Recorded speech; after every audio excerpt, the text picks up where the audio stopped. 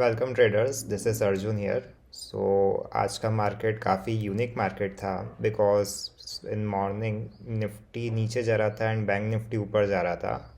And second half में इसका completely reverse हो गया दैट बैंक निफ्टी के सारे कॉल ऑप्शंस ज़ीरो हो गए जो इन द मनी थे। एंड निफ्टी बहुत अच्छी रैली कर गया। ऐसे मार्केट भी हमें कभी कभी एक्सपीरियंस करने को मिलते हैं बिकॉज जनरली इंडेक्स का कोरिलेशन वन ही रहता है, मतलब दोनों इंडेक्स साथ में चलते हैं, निफ्टी और बैंक निफ्टी। बट आज के दिन पहली बार ऐसा हुआ कि उनका इन्वर्स कोरिलेशन हो रहा है। अगर हम आज की हमारी ट्रेड देखें तो हमने लॉन्ग साइड में ही ट्रेड ली थी सेकेंड हाफ में। ये जैसा कि आप लोग देख सकते हैं, 12:37 पर हमने कॉल ऑप्शन में एंट्री ली थी एंड एक क्विक स्कैल्प ट्रेड ली थी। 12:41 पर हमने एग्ज़िट भी कर दिया था और अप्रॉक्सीमेटली 9 पॉइंट्स का प्रॉफिट लेके। ऑल्दो 10 पॉइंट्स का प्रॉफिट दिख रहा था बट 1 पॉइंट का स्लिपेज आ गया। इसमें हमारा ओवरऑल प्रॉफिट हुआ है 1740 रुपीज़ का। एंड इसमें अप्रॉक्सीमेटली कुछ 76 रुपीज़ के हमें चार्जेस पे करने रहेंगे विच इज़ फाइन। अगर हम इस ट्रेड को अच्छे से समझें तो हमने ट्रेड ली थी इस क्रॉस ओवर पर। यहाँ पर जैसे ये क्रॉस हुआ था हमने इस जगह पर एंट्री ली थी। ये 5 पीरियड और 9 पीरियड मूविंग एवरेज का क्रॉस ओवर हुआ था एंड इसके होते ही हमने एंट्री ले ली थी, जिससे हमारा यहाँ पे हमें अप्रॉक्सीमेटली 10 पॉइंट्स से 20 पॉइंट्स का मोमेंटम मिल गया था निफ्टी के अंदर। अगर हम इसी चीज़ को ऑप्शन के अंदर इम्प्लीमेंट करके देखें तो यहाँ पे हमारा ऑप्शन है एंड हम ये देख सकते हैं दैट जो हमारी प्राइस है इस पॉइंट पर हमने एंट्री ली थी इस रनिंग कैंडल में at the price of 73.30 rupees. इसमें हमारा स्टॉप लॉस जो था वो जस्ट प्रीवियस कैंडल का वहीं का था। दैट वाज अप्रॉक्सीमेटली 4-5 पॉइंट्स जो कि हिट नहीं हुआ। ये हमने बिकॉज 4 मिनट्स में ही ट्रेड ख़त्म कर दी थी। अगर हम 1 मिनट टाइम फ्रेम पर आए और इससे अच्छे से समझें तो आप लोग यहाँ पे देख सकते हैं ये आई डोंट, हाँ, वो वी वेब थोड़ा सा प्रॉब्लम दे रहा था। हमने ट्रेड इनिशिएट करी थी 37 मिनट्स पर। यहाँ पर जैसे ही इस कैंडल का हाई ब्रेक हुआ था, प्रीवियस ब्लू कैंडल का हाई ब्रेक हुआ था, तो हमने 73.30 के एवरेज प्राइस पर एंट्री ली। यहाँ पे हमने स्टॉप लॉस लगाया था जस्ट प्रीवियस कैंडल का 69 रुपीज़ पे एंड इसमें हमने टारगेट बुक कर लिया था। इस कैंडल में हमने टारगेट बुक किया है 82 रुपीज़ पर।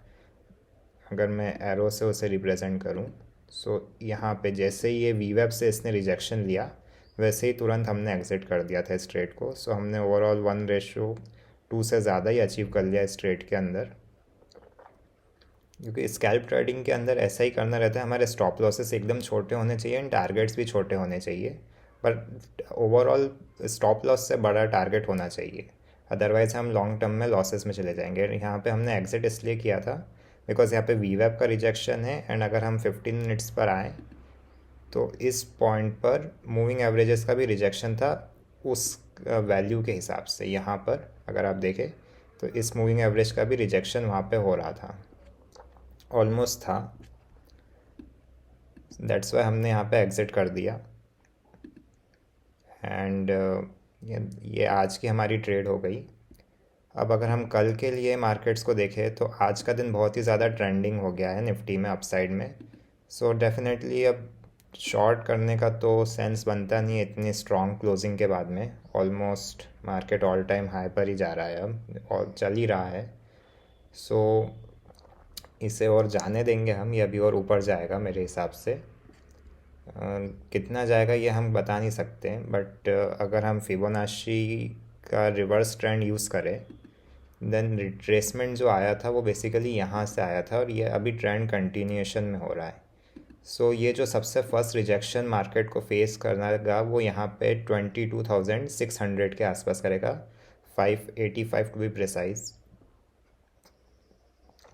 जैसे ही मार्केट यहाँ पर आएगा रिजेक्ट करेगा तो हम उसका वेट कर सकते हैं, बट अभी इतने ट्रेंडिंग डे के बाद में शॉर्ट करने का हम ऊपर के साइड में ही सोचेंगे, बहुत जब अच्छा खासा मोमेंटम कर देगा एंड एम पैटर्न बना के प्रॉपरली नीचे आएगा, डायरेक्टली बाय नहीं कर सकते।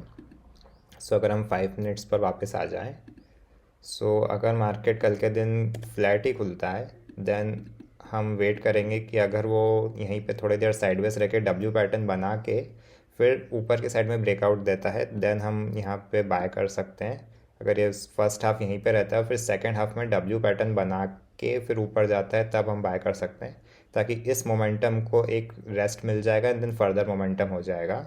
अगर वो डायरेक्टली ही ऊपर की साइड में खुल जाता है, देन यहाँ पे हम लोग एम पैटर्न अगर बनता है तो शॉर्ट कर सकते हैं। एंड रिमेंबर दैट आपको टारगेट इसमें फिर छोटा ही रखना है, ज़्यादा बड़ा टारगेट मत रखना, बिकॉज नीचे के साइड में इतना ज़्यादा मोमेंटम होगा नहीं, because market all time high पर चल रहा है।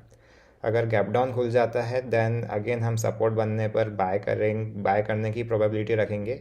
अदरवाइज़ यहाँ पे ये एक रेंज बन जाएगी और मार्केट फिर इसी में साइडवेज होकर एक्सपायर हो जाएगा, तो कोई उसमें हमें मोमेंटम मिलेगा नहीं एज एन बायर। तो सेलर्स प्रॉफिट बना सकते हैं बट बायर्स इतना ज़्यादा प्रॉफिट नहीं कर पाएंगे। सो यही मेनली 3 केसेस रहेंगे जिसमें हम लोग को कल के दिन ट्रेड करना चाहिए। अगर यहाँ पे ज़्यादा बड़ा ही गैप डाउन खुल जाता है देन इतना ट्रेड करने में मैं इंटरेस्टेड नहीं हूँ। बेस्ट ट्रेड अपॉर्चुनिटी हमें तभी मिलेगी अगर मार्केट फ्लैट खुलता है और फर्स्ट हाफ साइडवेज रहता है एंड देन सेकंड हाफ में ब्रेकआउट देता है, तो हमें बहुत अच्छा प्रॉफिट मिल सकता है। अदर देन दैट अगर गैप अप खुल जाता है तो बाइंग के साइड में तो प्रॉफिट जा चुका रहेगा और सेलिंग के साइड में मार्केट ज़्यादा गिरेगा नहीं, तो हमें ज़्यादा प्रॉफिट मिलेगा नहीं, उसमें पॉइंट्स कैप्चर करने को नहीं मिलेंगे, तो छोटा प्रॉफिट लेके निकलना पड़ेगा, वो भी कम प्रोबेबिलिटी के साथ में। सो बेस्ट केस सिनेरियो हमारे लिए यही है कि दैट फ्लैट खुले, साइडवेज हो जाए एंड सेकंड हाफ में ब्रेकआउट आए। बाकी फिर हमें कल के हिसाब से ही जो प्राइस एक्शन रहेगा उसको ही देखते हुए हमें ट्रेड करना पड़ेगा। So that's it from my side for today's video. And as I always say, एक चीज़ हमेशा याद रखना that in order to recover a small loss never do a big loss. बस ये अगर आप लोग समझ गए तो आप हमेशा ट्रेडिंग में प्रॉफिटेबल ही रहोगे। So thanks for watching.